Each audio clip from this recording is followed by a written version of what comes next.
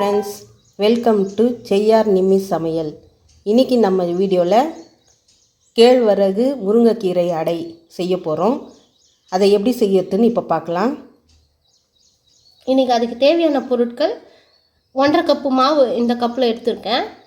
ராகி மாவு, அதுக்கப்புறம் ஒரு பொடி நல்லா ஃபுல்லாகவே எடுத்துக்கலாம். முருங்கைக்கீரை, வெங்காயம், ஒரு பெரிய வெங்காயம், அதுக்கப்புறம் கொஞ்சம் தேங்காய் பல்லாக அரிஞ்சு வச்சுருக்கேன். கடலப்பருப்பு, பூண்டு, இன்றைக்கி மிளகா நான் சில்லி ஃப்ளேக்ஸ் மாதிரி அரைச்சி வச்சுருக்கேன் வீட்டில், அதையே நான் ஆட் பண்ணிக்கிறேன். பெருங்காயத்தூள், அப்புறம் உப்பு, இது மட்டும்தான் தேவை. வச்சுக்கலாம். அடுப்பு பற்ற வச்சுட்டு ஒரு டேபிள் ஸ்பூன் போல் ஆயில் ஊற்றிக்கலாம், எண்ணெய் ஊற்றிக்கலாம்.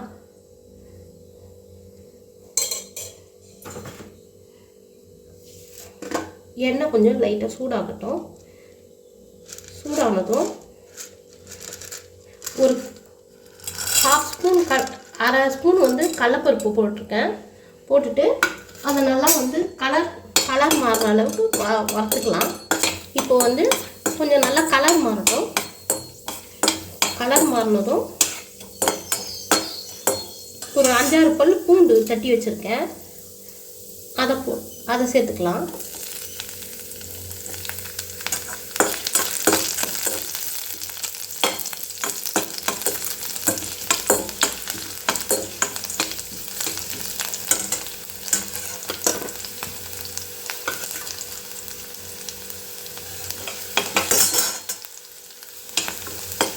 இப்போ பூண்டு நல்லா கலர் மாறினதும் நம்ம என்ன பண்ணலாம், இந்த வெங்காயம் விட்டு வெங்காயத்தை போட்டுக்கலாம்.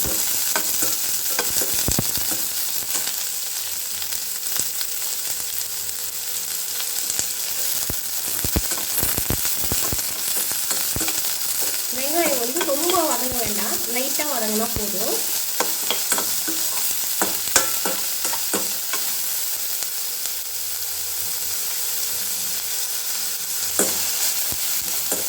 இப்போ என்ன பண்ணலாம், போதும், இந்த ஒரு நிமிஷம் போல் வதங்கினா போதும், ரொம்ப வதங்க வேண்டாம், அப்போ தான் நல்லாயிருக்கும். இப்போ என்ன பண்ணிக்கலாம், இந்த தேங்காவை போட்டுக்கலாம். வெட்டி வச்ச தேங்காவை போட்டுட்டு இந்த மிளகாத்தூள், பெருங்காயம் ரெண்டுத்தையும் போட்டுக்கலாம். நம்ம வீட்டிலே அந்த சில்லி ஃப்ளேக்ஸ் மாதிரி அரைச்சி வச்சுருக்கோம், அதை ஆட் பண்ணிவிட்டு அதை சேர்த்துட்டு கலந்து விட்டுட்டு இப்போ நம்ம உப்பு போட்டுக்கலாம். உப்பு நீங்கள் முருங்கைக்கீரைக்கு இப்போ சேர்த்து போட்டுக்கலாம். கொஞ்சம் நிறையவே போடணும் உப்பு. நான் ஒரு 1/2 ஸ்பூன் போட போகிறேன்.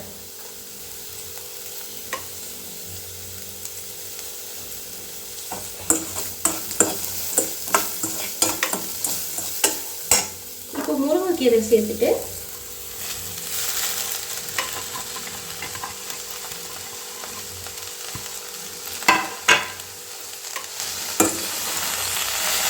லைட்டாக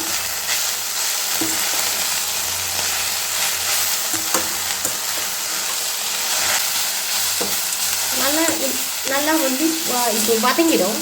இந்த மாதிரி பாதியாக குறைஞ்சிரும். இந்த முருங்கீரை நம்ம போட்டோம் இல்லையா, அதில் பாதியாகிடும். இப்போ என்ன பண்ணிக்கலாம், அடுப்பு ஆஃப் பண்ணிவிட்டு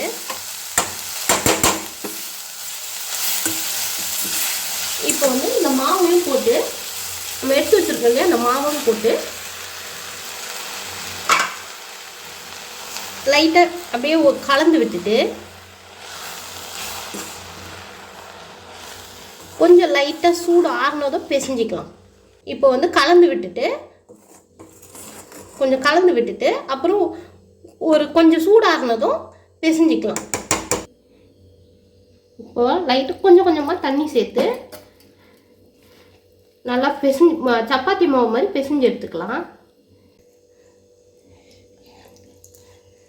ஏன்னா ஒரு 1/2 கப்புக்குள்ளே தான் தண்ணி தேவைப்படும். இப்போ நல்லா சப்பாத்தி மாவு பிசைஞ்சிக்கணும். இதில் குட்டி குட்டியாக போட்டோம்னா ஒரு 4 அடை வரும், கொஞ்சம் பெருசாக போட்டோம்னா 3 அடை வரும். இப்போ சப்பாத்தி மாவு பதத்துக்கு பிசைஞ்சாச்சு. இப்போ நம்ம அடை போட்டு எடுத்துக்கலாம்.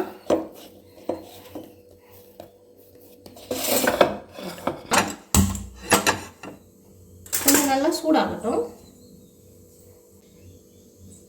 இப்போ கல் சூடாயிடுச்சு.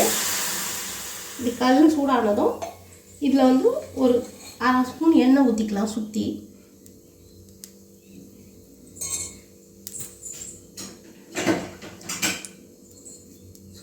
ஊற்றிட்டு நல்லா தேய்ச்சி விட்டுக்கிட்டு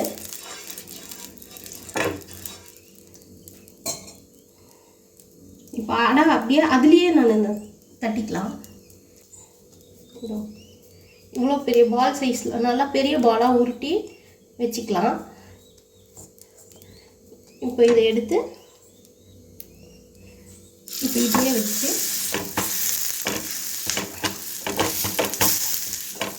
நல்லா இப்படி ப்ரெஸ் பண்ணி நம்ம கையிலேயே நல்லா ப்ரெஸ் பண்ணிக்கலாம்.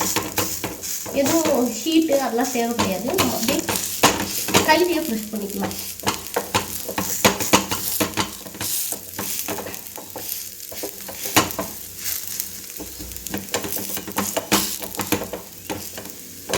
இப்போ என்ன பண்ணலாம், நான் ஸ்லோ பண்ணிக்கலாம்.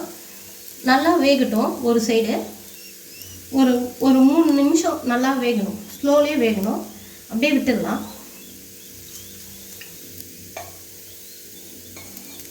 இப்போ வந்து சுற்றி எண்ணெய் ஊற்றிக்கலாம். கொஞ்சம் எண்ணெய் கொஞ்சம் நிறைய பிடிக்கும்.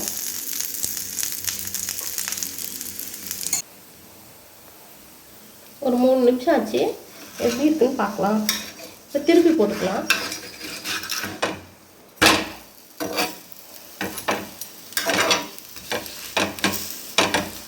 நல்லா இப்படி அழுத்தி விட்டு திருப்பி ஒரு 3 நிமிஷம் நல்லா ப்ரெஸ் பண்ணி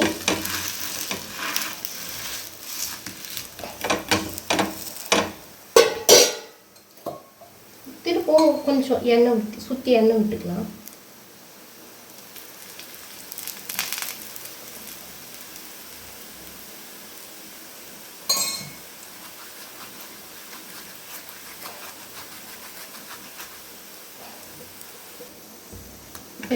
இது திருப்பி போட்டுக்கலாம்.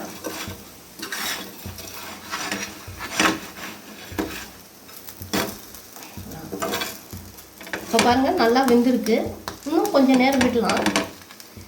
ஒரு சைடு வந்து நல்லா ஒரு 5 நிமிஷம் போல் வெந்துச்சுன்னா நல்லாயிருக்கும். இன்னும் நல்லா கிறிஸ்பியாக நல்லாயிருக்கும். இப்போ வந்து கொஞ்சம் ஹை ஃப்ளேமில் வச்சு நல்லா கொஞ்சம் திருப்பி போட்டு எடுத்துக்கலாம். ஒரு நிமிஷம் போட்டு திருப்பி எடுத்துக்கலாம். நல்லா வெந்துடும்.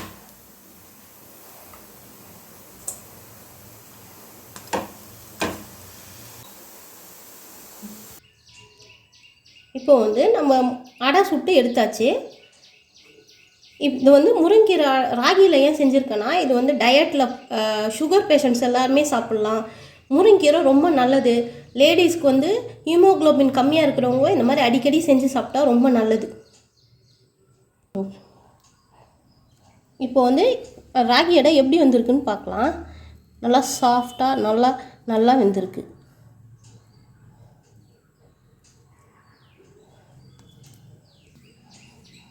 இந்த வீடியோ உங்களுக்கு பிடிச்சிருந்தா லைக் பண்ணுங்கள், ஷேர் பண்ணுங்கள், கமெண்ட் பண்ணுங்கள். மறக்காமல் செய்யார் நிம்மி சமையல் சேனலுக்கு சப்ஸ்கிரைப் பண்ணுங்கள். தேங்க்ஸ் ஃபார் வாட்சிங். நெக்ஸ்ட் வீடியோவில் பார்க்கலாம்.